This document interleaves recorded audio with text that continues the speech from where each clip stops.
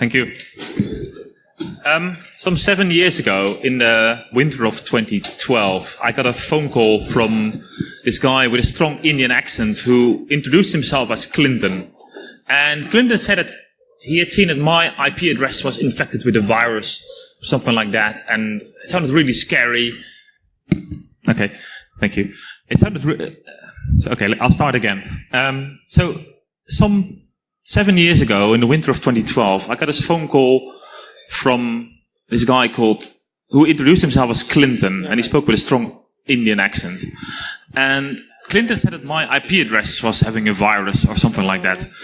And it sounded really scary, and he told me to run some commands on Windows, and that opened the event viewer, and I got this view, and lots of errors, and yeah, that did sound scary, and it did sound like he knew what he was talking about. Yeah, right. Now, what Clinton didn't know is that I was working in IT security, and I knew actually that he was talking nonsense, and that these errors in the event viewer aren't really scary. Now, what Clinton also didn't know is that actually I'd been looking into these kind of scams for some time, because I was living in England at the time, and they were quite prevalent. And I was actually scheduled to give a talk about it the next month. So while Clinton was doing his thing, I was actually taking screenshots, and Clinton was essentially doing my presentation for me. So what he did was, he made me open up a remote desktop software so that he could connect to my PC, which was, of course, a virtual machine. He ran some scareware tool that claimed lots of errors on my PC, lots of unprotected things, and then he quote unquote convinced me to pay. And he convinced me to pay £89, which is about 8,000 rupees. And for some reason, I tricked him into believing that I paid. I used a random credit card number that kind of passed his check. So I could even see what happened after that. He ran some cheap free tools like a disk deep fragmentation and a free McAfee tool for supposedly £89.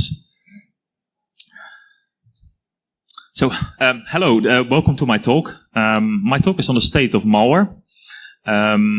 The talk is a global talk. It's about the state of malware around the world and what's happening. But I'm using a few examples that are somehow related to India or the Indian subcontinent. I'm not qualified to talk about malware specifically targeting India, but there is a lot of malware that's somehow relevant to India, or examples that are relevant to India. So that explains the second part of my talk. And speaking of the Indian subcontinent, this is where the first MS-DOS computer virus was written by these two gentlemen from a neighboring country called Pakistan. They wrote it in 1986, and on the 25th anniversary, Mikko Hipponen from F-Secure, he went to visit them. And there's a very nice video of his visit to these guys about the first virus. It's called Brain. And if you never watched it and you want to know a little bit of history, like Adam just said in his talk, you should definitely go and watch that video. So that's me. I'm Martijn. Whenever I'm sitting at a conference listening to talks, I'm always impressed by how clever everyone is, and I think I'm not. Because why everyone's so clever, I'm not. So I think we should face this imposter syndrome head on. So there's all sorts of things that I think I can't do. I just want to make two things clear, though, and I think that's important, is that I'm not a research engineer. This is not my own research. I'm using research work done by others, people that I've spoken to, people that have published things, and I'll credit all the slides where relevant. And I'm also not someone who defends malware, sees malware in the real world, in that I don't work at a company defending them against malware attacks. And I'm Dutch. I have a Dutch passport. I represent the UK company here, Virus Bulletin, and I actually live in Greece at the moment. So yeah, I'm European basically. So the first example I already started with, these phone support scams. They're not really malware, but I think there's still some lessons we can learn from them. And one is that social engineering is effective. Because I said, okay, this was nonsense, this thing about the event viewer. And it was nonsense. But at the same time, if if you don't know very much about computers, it sounded quite credible. And okay, the language he was using was a bit silly about IP addresses sending viruses. But in general, people are aware there's a big malware problem. I can see why people fall for that. And there's also, this scam worked for economic reasons, because I looked into that and I found that the people calling me, they make a few $1,000s a year maximum. So it's not a very profitable scam. And it only works because of an economic imbalance between India and the Western countries they were targeting. So these things we shouldn't ignore. I mean, that imbalance is unfair, but it is there, and that's why it makes economic sense to make people from India call people in England and other countries. So another example. This is a pie chart from a particular campaign from Necurs, and I don't know if you can read it, but the green bit is the number of emails sent from India, which is a little more than a quarter of emails from a particular spam campaign from a few years ago were sent from India. Now, it's not surprising that India ends up high in any botnet pie chart like this, because India is the second largest country on Earth. It also has the second largest internet population. And unlike China, which is the number one, it doesn't have a big firewall around the country. So you expect India to end up high. But if you look at the other countries that are there, you see Vietnam, Mexico, Iran, Pakistan, Indonesia. But you don't see the US, which is the third largest internet country. You don't see other very large internet countries like Germany, the UK, France. And there's a reason for that. Necurs is a botnet that has been active since about 2012, and it's still active. Someone wrote a research post about it yesterday. It has not actively spread for several years, so 4 or 5 years.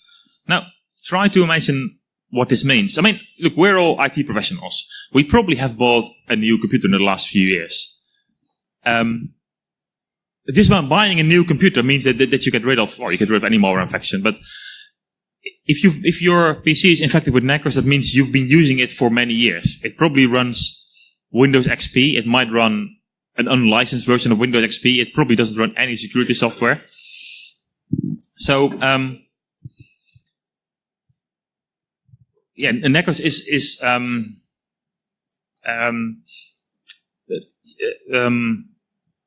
Necurs just infects or has infected all the devices, and it's not representative for the kind of advanced malware that targets Windows 10 or something like that.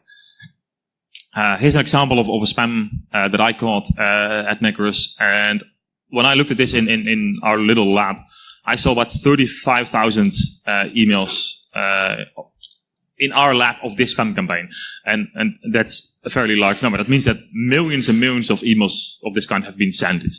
It's a pump and dump scan for some obscure cryptocurrency. So Necurs is a dump botnet. It's a botnet where size matters. It has a lot of infections, and they're mostly in countries like India and Vietnam. But it's huge. I don't know how big it is at the moment, but I think it was at some point it had more than 1 million infections.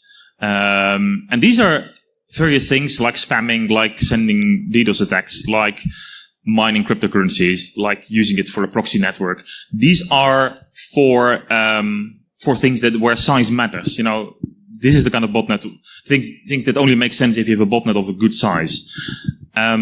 Interestingly, this article that was posted yesterday about Necurs by CenturyLink mentions these 4 things as things that Necurs is actively doing at the moment, or is capable of doing. It has modules for these things. So, these are 4 things that large dump botnets do. But even Necurs, which is, it's a botnet, mostly old infections. You can imagine like a very small company that hasn't had the money to buy a new PC for about a decade, still being infected with Necurs. The people behind Necurs, and there's some reason to believe they're Russian, and there's some reason to believe they're not the people who originally who were originally behind it. So the people behind Necurs realized that some of the infections they had, they might actually be a bit more valuable. They may have infections that on machines that are involved in financial transactions. So I think last year Trend Micro wrote a blog post about Necurs operators pushing a RAT, like a remote access to certain machines on its botnet that satisfied certain criteria, such as the net view name, the net user included words like bank. So, what lessons learned? Dumb botnets like Necurs, like many of the IoT botnets, like Mirai, they focus on quantity rather than quality. This is sorry, I should have fixed that. Size matters to them. Size more than quality matters to them. And typical infections are poorly secured devices. In Necurs' case, it's old and often unlicensed Windows versions. In other cases, it's IoT devices, which is probably the most low-hanging fruit at the moment. But even dumb botnets, as we saw, have smart parts. So let's look at another piece of malware, with Emotet. This is from the Hindu business line, which is an Indian news business website. And they quoted Sanjay Katkar. I don't know if Sanjay's here, but he runs Quick Heal in India. Great guy and a nice, it's an antivirus company. And he said, they detected 5,000 spam emails every day carrying Trojans like Necurs. And later it says 1.5 lakh, which is, if you're not from India, you can't do mental arithmetic very quick. It's 150,000, which basically means 5,000 times 30 days in a month. So it's the same number. Now, remember that I saw a single Necurs campaign sending 35,000 emails just to me, just to my little lab. So imagine the difference or look at the difference in scale between Necurs on the one hand and Emotet on the other. Emotet is much smaller in scale, but much larger, but is more effective for various reasons. So let's look at the history of Emotet. It was first discovered and probably written in 2014 as a banking Trojan. It's obvious why malware targeting online banking transactions makes sense. You can steal money. You can send transfer to different accounts. But it has evolved since, and it has changed. I think from 2017 to a malware downloader. You probably can't read that, and that's right. This is from a blog post from Cryptos Logic, who explained how, in a particular case, they saw Necurs download another malware called TrickBot, which is probably almost on par with Necurs when it comes to advanced. And TrickBot then downloaded Ryuk, which is some advanced ransomware, which is used in targeted attacks. And this blog post was about a case against some US printing presses, which meant that some US newspapers like the LA Times couldn't be published for a few days, or at least one day, because of this ransomware attack. This started with a simple, ordinary malware downloader called Necurs. And if you've never seen Necurs, this is an example of a spam email that sent Necurs. And I've removed the email addresses, but it looks credible. It's not this over the top pump and dump scam email that the Necurs sent. It's a simple. We all get these kind of emails every day with attachments, and sometimes without attachments, sometimes with links. And under the hood, there are also a lot of ways in which Emotet is quite clever. And typically, for Emotet and for many other modern malware families, what you need to do is you get a Word document, either in a link or in an attachment. You open it. You've been told in one way or another that you need to enable macros for something to happen, for the encryption to be decoded, or for it to be made compatible with your current version of Word. A little bit of history for those who don't remember, or for those who don't know. In the 1990s, Microsoft Office had enabled macros, which is a way to run code inside Office documents, and it was running by default. So surprise, surprise, there were a lot of macro worms and viruses, things like, I think, Melissa. And it basically worked like that. You got an email with this, you open the attachment ran macros, which basically used your email address to spread the thing further. So you got a worm. This was before the cybercrime era, so there wasn't really like a financial component often there, but it still, it did serious damage. So Microsoft wisely decided in the early 2000s to disable execution of macros by default. And that really stopped this issue. And then, some 5 years ago, and I think it started in 2014, 2013, malware authors were wondering, what if we just ask people to enable macros? Would that work? And surprise, surprise, it works. And it worked, and it still works. It's used in Emotet, as well as in many even more targeted advanced malware campaigns. So, lessons learned from Emotet. Downloaders are important. I'll say a bit more about it in the next example. Mass market malware, because Emotet they're not targeted attacks. Emotet is sent to generally smaller groups of people, trying to avoid things like spam traps and honeypots. But other than that, they're not targeting specific people. It's still mass market, but it's prioritizing. And I made another mistake, and I always mess up these words when I write them down. It prioritizes quality over quantity, not as I wrote it here. I apologize. Social engineering, we've seen it before, that works. And when I say social engineering works, I don't mean to blame the user. I think it works because the user does something that makes total sense. You think, why would someone enable macros? Now, I don't know if you ever downloaded a PDF of the internet and open it in an Acrobat reader and then try to print it. You need to enable some kind of thing. Acrobat or Adobe Reader tells you to do something which looks very similar to enabling macros. The thing is, in this case, it's fine. It's a security measure. But in the case of word macros, it isn't fine. And finally, and that's what we're talking about in my next example, techniques that Emotet uses are barely distinguishable from those used by APT groups.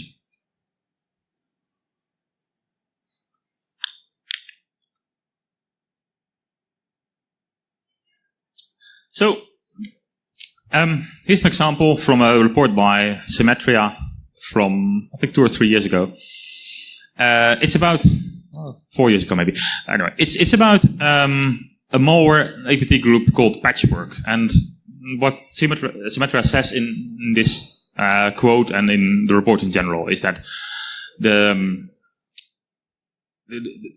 targets of this malware group, as well as the time zone in which the developers seem to operate, basically suggests it's India behind this. Now, I should make 2 things clear. Firstly, I'm not making a moral judgment on whether India or any other country, because any other country is doing this, or most countries are engaged in this kind of thing, should be writing espionage campaigns, should be engaged in espionage campaigns like Patchwork is an example. And secondly, I make it clear, India is as much a victim as a perpetrator of these attacks.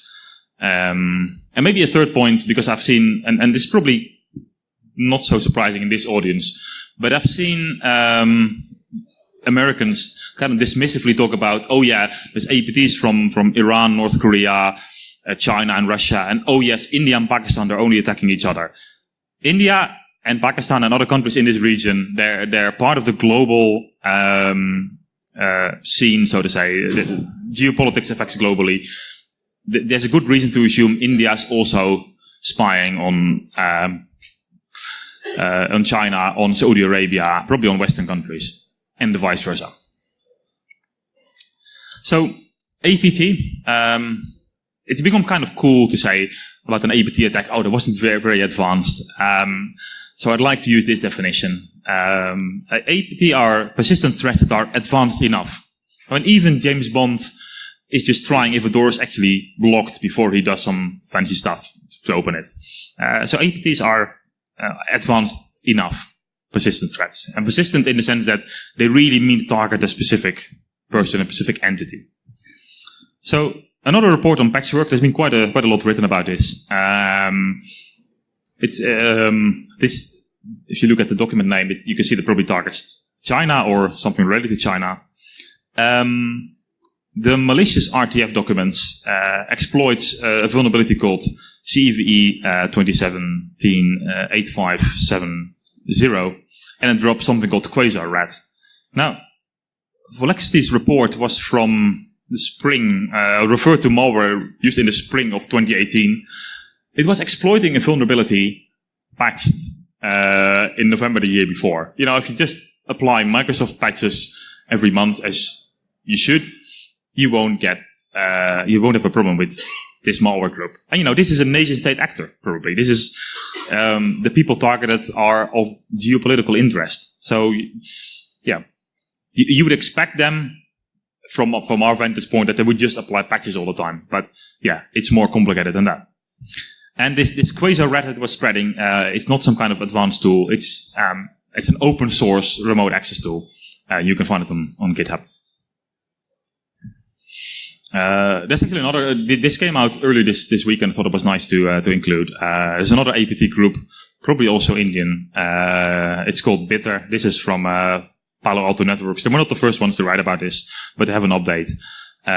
So between November 2018 and January of this year, they were exploiting another vulnerability in the equation editor, CV 2017 something. Which means it was patched late in 2017. So these machines hadn't patched Office for more than a year.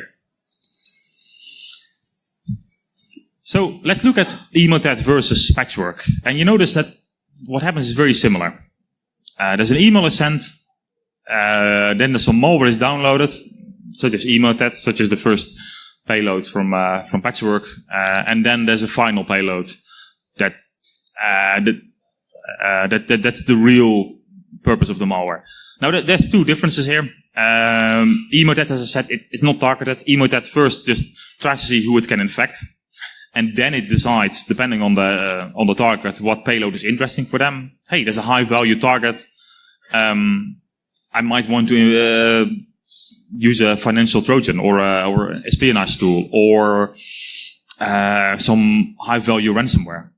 Whereas Patchwork and many APT campaigns like Patchwork, they first select the target, and then the final preload, they've already have it ready. But apart from the operational differences, technically it's worked more or less the same, and it all pivots around this downloader. Now, I know many of you are into vulnerability research, and the holy grail of vulnerability research is getting code execution on a machine, on a connected coffee maker, on whatever. Now, this is not about vulnerabilities, but actually what a downloader does, a malware downloader, it gives you code execution on the machine. You can do anything you want. If you have this, that's the holy grail of malware. And this is why downloaders are so important. And I should say the final payload it doesn't always have to be like malware in the traditional sense. It's not always a PE file. Sometimes it's just some PowerShell code that's run. Sometimes it might even be like a reverse SSH shell that's open. And I find this from Jessica Payne, who works for Microsoft, a very helpful tweet.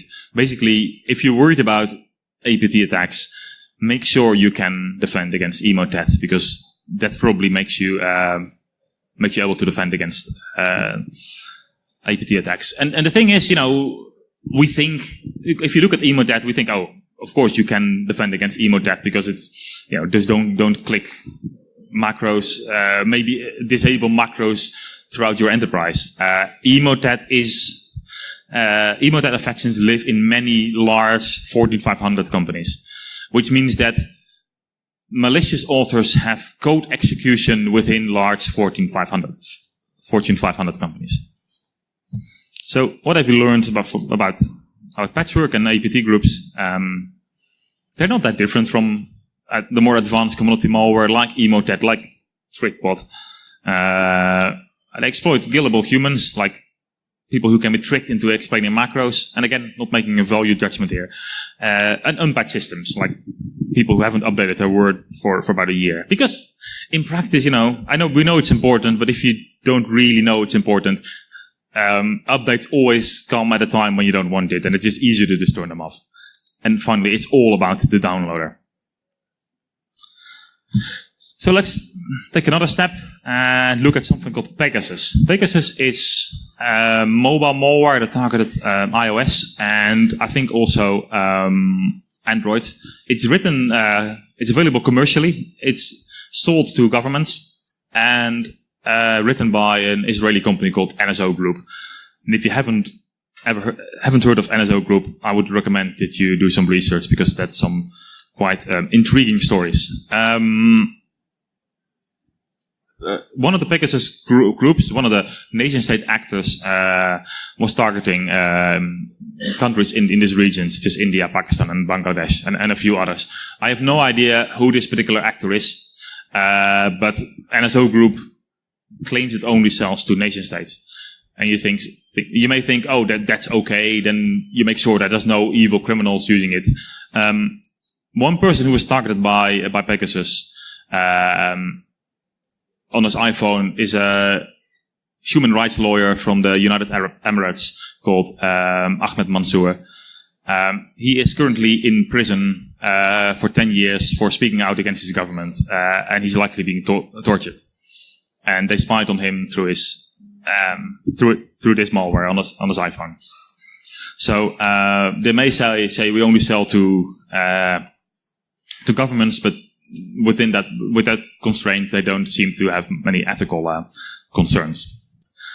But Pegasus is really advanced. In this attack, and this is the attack against Ahmed Mansour I just mentioned, 3 zero-day vulnerabilities in iOS were used, that were chained. Now, I don't know if you follow the security news a bit. The prices of exploits and zero-day vulnerabilities, they often make the news. For iOS, you can easily sell your exploit for hundreds of thousands of dollars, if not more. So this is really expensive malware.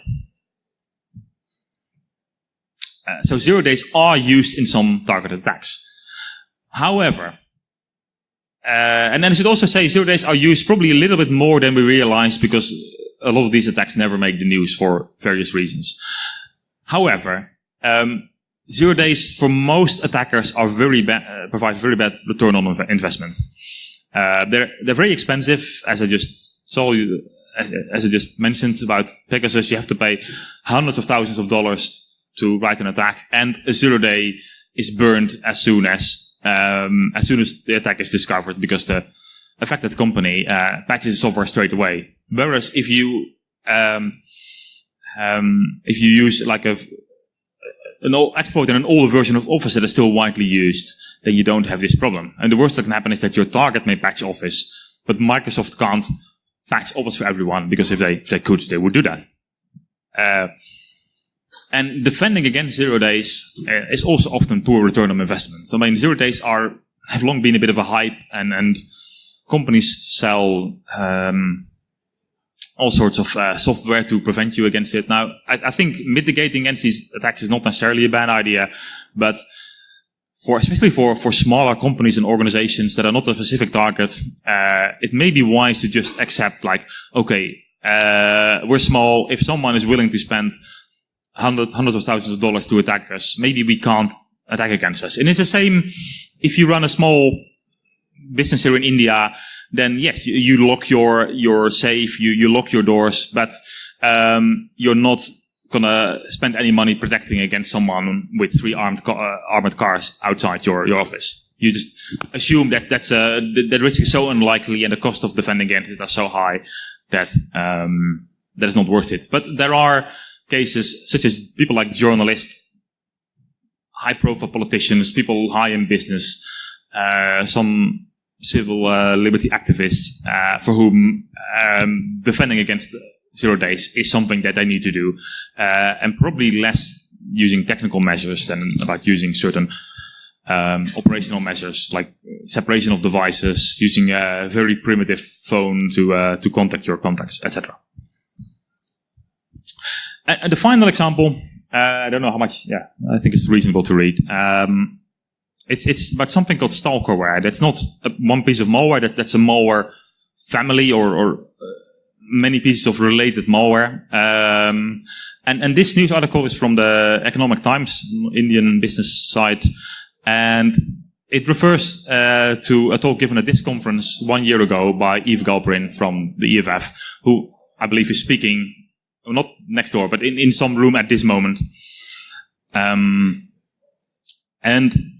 Stalkerware is commercially available spyware sold to individuals, and it's used. It's sold. It's sometimes sold with the idea that you can always make sure where your children are or where your employees are, but it's also used, marketed to spy on your partner, on your spouse, if you suspect them from cheating.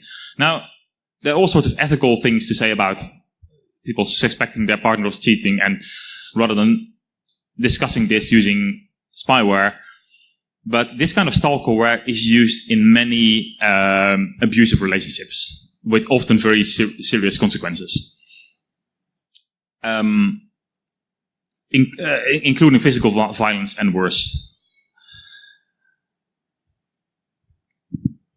And the thing about abusive relationships is that they're abusive. That's true, but they're also a relationship.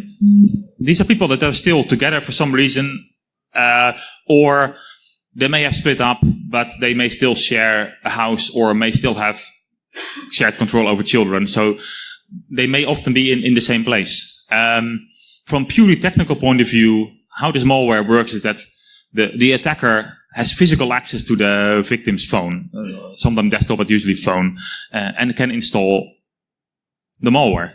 And if you have physical access to a device, well, all bets are off.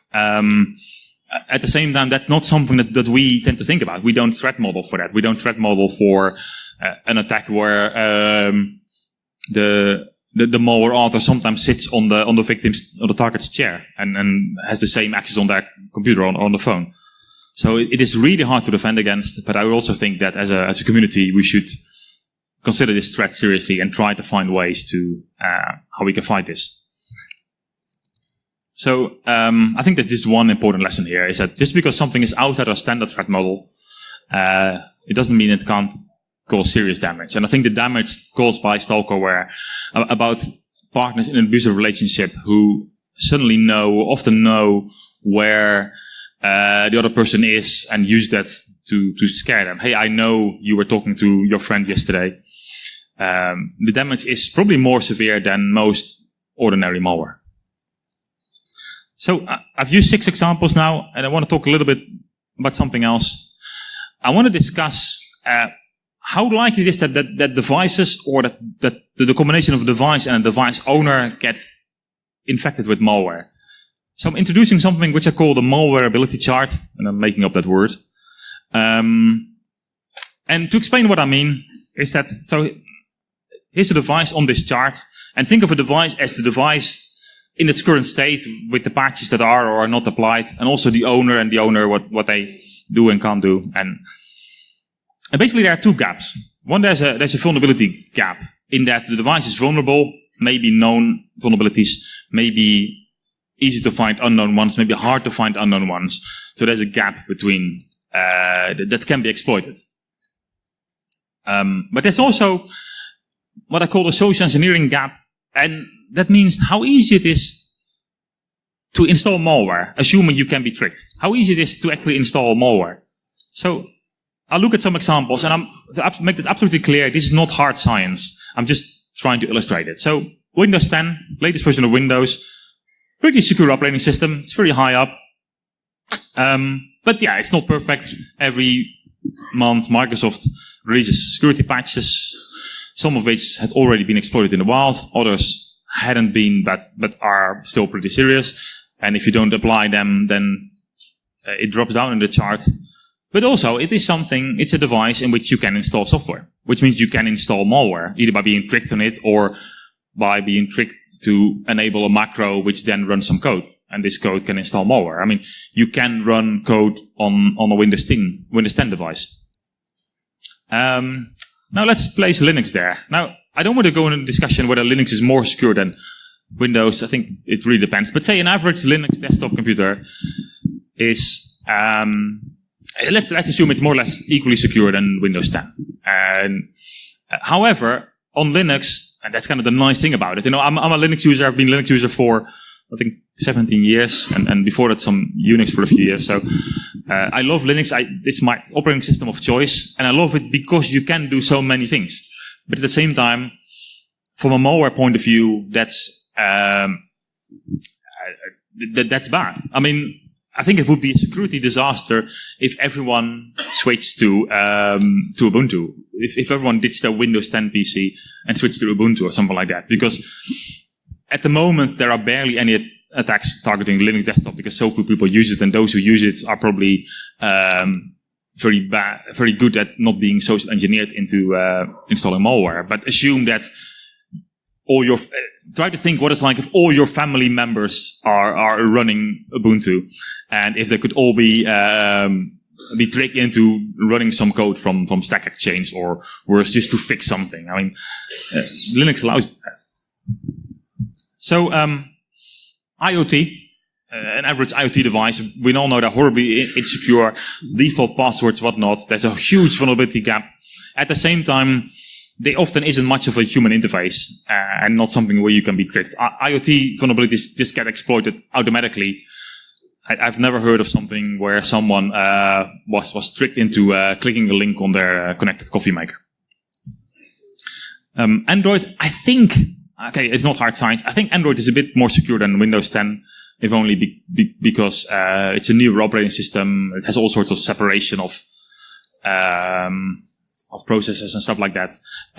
So it's a bit harder to exploit. It's still not perfect, and vulnerabilities are known, especially in older versions. But also, you can't run something like PowerShell on an Android. And not PowerShell in itself, but you can't run code on an Android. You can only install apps from the App Store unless you go out of your way to enable other apps. And I know the App Store isn't perfect, but it still keeps away a lot of malware. Whereas in Windows, you're not restricted to using apps from an App Store. That already makes it easier to install malware. iOS is really secure. I think it's probably the most secure standard operating system we know, and it gets a lot of credit for that. But also, Apple has a tightly controlled App Store. The gap to install your ability to install malware on your own iPhone, even if you wanted to, you have to try really hard. You have to root it probably or find a jailbreak and then do something. Otherwise, you just can't. So, let's think about it for a second. What is the best antivirus? This guy. This is Tim Cook, the current CEO of Apple. And it's the best antivirus, not so much because of the secure operating system, though that helps, but because they really control what you can run. And I'm sometimes asked like advice for secure device. I say, well, Android's probably good enough. If you're a high value target, if you're a journalist, if you're a high level politician, high in business, get an iPhone. If you want to support journalists, and that's something I care about, and I think he's not here, but there was a guy here from Freedom of the Press. It's a very important thing. The digital attacks against journalists, I'm sure they happen in India, they happen all over the world. They're a big thing. If you want to help them, get them an iPhone. I know we all like open source tools and open source and whatnot, and it's great, but it's probably easier to just collect some money and buy them an iPhone rather than pen test all the open source tools they use. So yeah, iPhone is really great, but there is a flip side to this. Sorry, this is one more thing that I want to show. Mikko Hyppönen, when the iPhone turned 10, he congratulated it for no single malware case. This was after the Pegasus attacks, and Mikko later corrected himself, saying no malware outbreak. So there has been malware, but no outbreak, no malware targeting the average person. And that's still this year and a half ago, and it's still valid. So the Chinese government considers VPNs, which essentially is a way to bypass the Great Firewall, as malware. And, I've heard someone say that. Someone from the government. So China asked Apple to remove VPN apps from the Chinese App Store. Apple complied. Now, I have an opinion on this. I think Apple made the wrong decision. But that's not really my point. My point is that Apple has the ability to make that decision. And that's scary. Imagine that the Chinese government convinced Canonical, which is the company behind Ubuntu, to remove VPN apps from Aptitude for all users in China. it would be bad. I would go on Twitter saying, how bad is that? At the same time, anyone can download a .deb file and install VPN apps another way. Linux gives you this power. In China, you can't run VPN apps on your iPhone unless you've rooted it. Which means that the Chinese government and using Apple as a proxy control a lot. So let's see what various things can do to move the combination of you and your device on the chart. So security training, now I don't want to overstate it, but I think it helped to raise some awareness to do some security training. And also, I would also almost say, like, being in this room, working in security, moves your device a lot to the right. Moves just reduce the ability to be tricked into installing malware. Because we know not to enable macros. We know we more or less know what links to click or not to click. It's a lot harder to social engineer us. Not impossible, but it's a lot harder. So training helps a bit and moves it in the right direction. Patching, obviously, moves it up because the vulnerability gap is reduced. Routing may introduce some extra vulnerabilities, but more importantly, routing makes it easier to install malware on a phone. So that's why many companies, I think, rightly say if you use your personal phone for your work, that's fine. But if you rooted it, then we disconnect it from the network. And finally, this is always a bit of a contentious issue: antivirus. So antivirus often mitigates, sometimes fixes security vulnerabilities. So there's an upward arrow. At the same time, antivirus blocks a lot of malware that you're trying to install just by being tricked into it. So it moves it to the right. However, antivirus, being an extra piece of software that runs with very high permissions, also increases its the attack factor, the attack surface. Sorry. So it also moves it down a bit. Now, how large these three arrows are kind of depends on you, depends on your device. I often get asked, and it's something that I spend way too much time discussing things on Twitter, but how should you use antivirus? My general answer is, if you need to ask the question, then yes. If you need to ask a question, then it's a net benefit. If you're in this room and you really know your device, or if you use an iPhone, then I'd say maybe not. But for most people, the increase of attack surface is just not doesn't outweigh the increase of the other two arrows. Sorry, it doesn't outweigh the other two arrows. The net contribution is positive. It goes top right. But your mileage may vary. Certain individuals maybe would best not use antivirus and just have a very simple lockdown device like an iPhone or an extremely locked down Windows version where they just can't do anything bad. And of course, there's a third dimension, or you can think of a third dimension to this square, where it becomes a cube. And the third dimension is how well do attacks scale, and that's the reason that no one bothers to attack Linux desktops, because Linux desktops, so few people use it. It just doesn't make sense to attack it on any scale. So, almost done. What have we learned? Large botnets are mostly used for dumb things, and they're kind of, I wouldn't say on their way out, but they're not particularly interesting. For the more interesting attacks, whether that's Emotet or APT groups like Patchwork, like hundreds of others, it's all about the downloader. 0 days do matter, but only for some. Don't overestimate them. And vulnerability and social engineering both matter. And especially we as a security community, we shouldn't forget the social engineering part. This is there, this matters, and people are making what are likely, from their point of view, very rational decisions and get infected. So, if you have any questions, I mean, there should be time, I think, for questions, but you can also email me or send me a message on Twitter. My DMs are open, or add me on LinkedIn, or find me anytime afterwards. Thank you.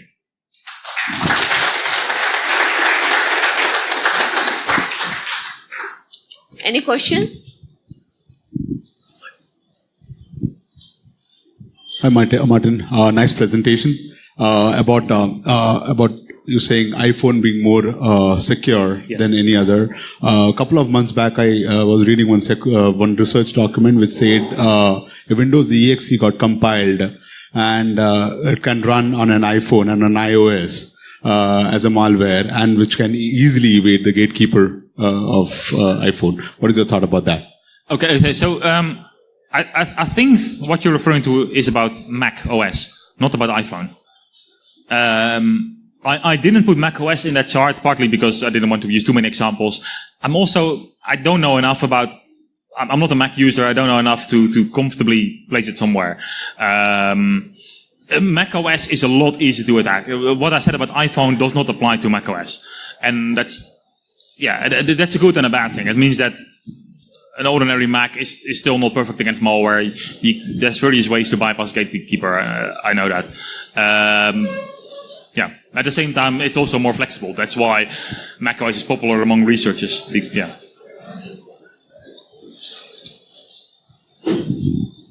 Any other questions?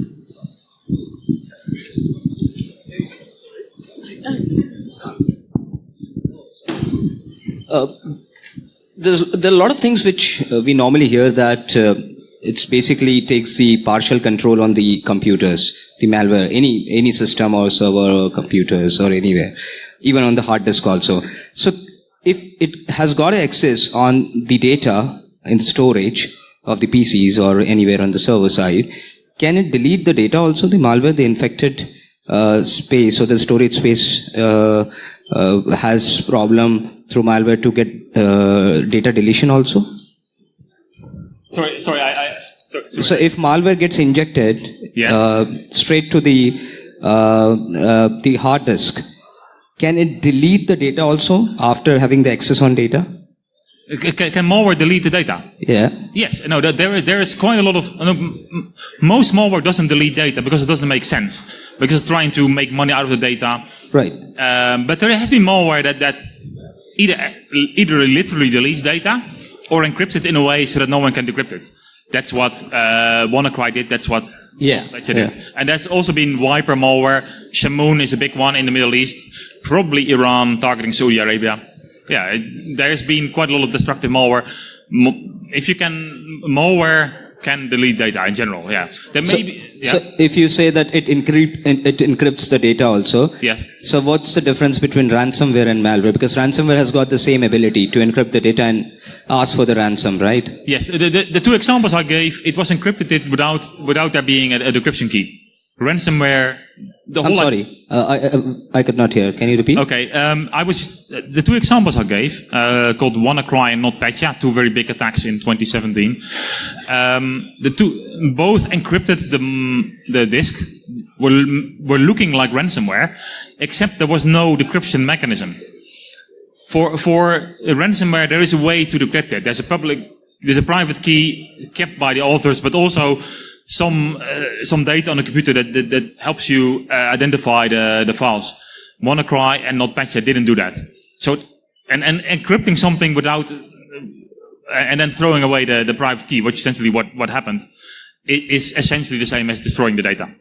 So it was made to look like ransomware that confused people, that slowed things down. People thought, oh yeah, it's a big ransomware attack. We know how to deal with that. And actually it turns out it was destructive. Alright, so what I understood, last line, the major difference is that ransomware has got the private key. Yes. But the malware, it's more or less like a deleting the data by encrypting, and there's no private key for malware, right? Yeah.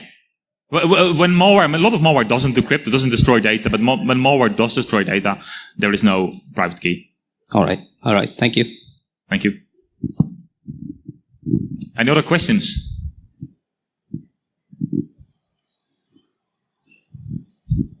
Well, I'll be around for the next 2 days, so feel free to grab me and ask a question more personally. And thanks also to the person whose laptop I'm using now, because I'm using a Chromebook, which is very good against malware, but not very good for presentations. Thank you, Martin. Thank you.